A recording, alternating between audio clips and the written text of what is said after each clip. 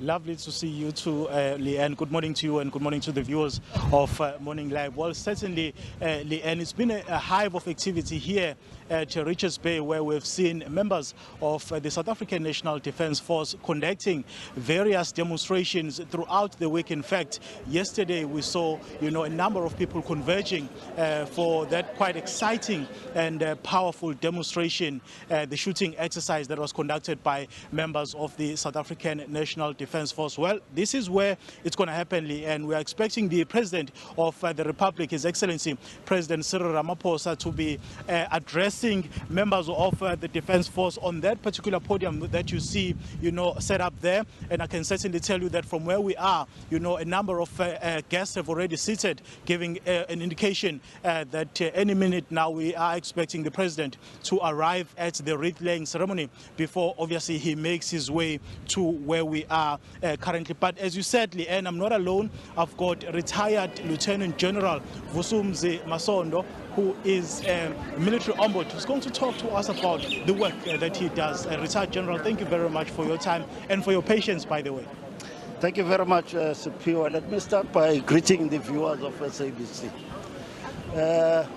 My office was established in 2012, as an external independent mechanism to deal with the complaints of soldiers, that is both serving and retired soldiers, and also complaints from the members of the public, about the official conduct of members of the SANDF.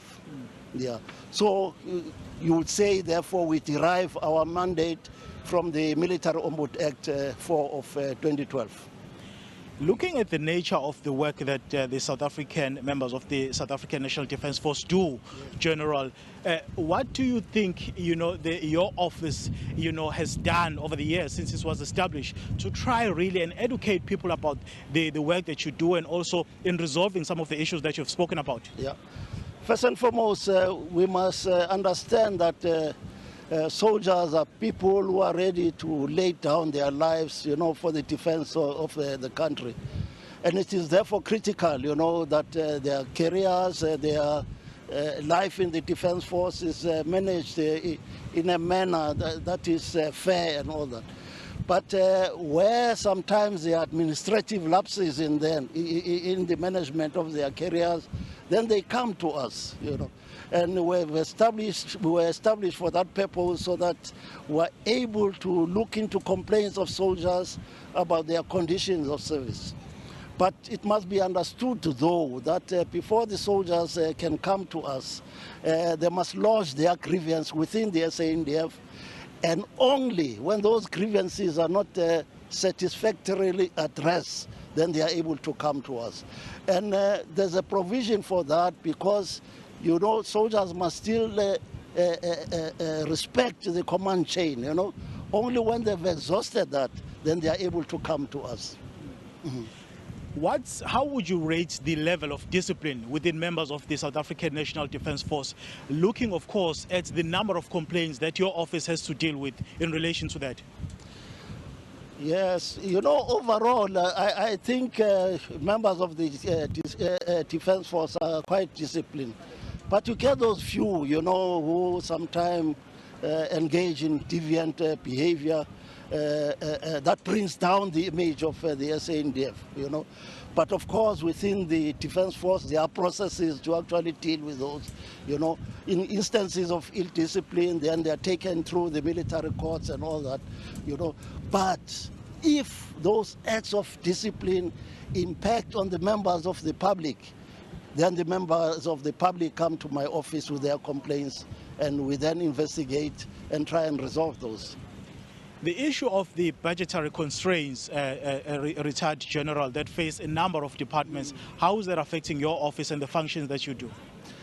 It has a huge impact on my office as well, because my office was established with a staff complement of 89 posts, But because of budget constraints, we have not been able to staff fully those posts.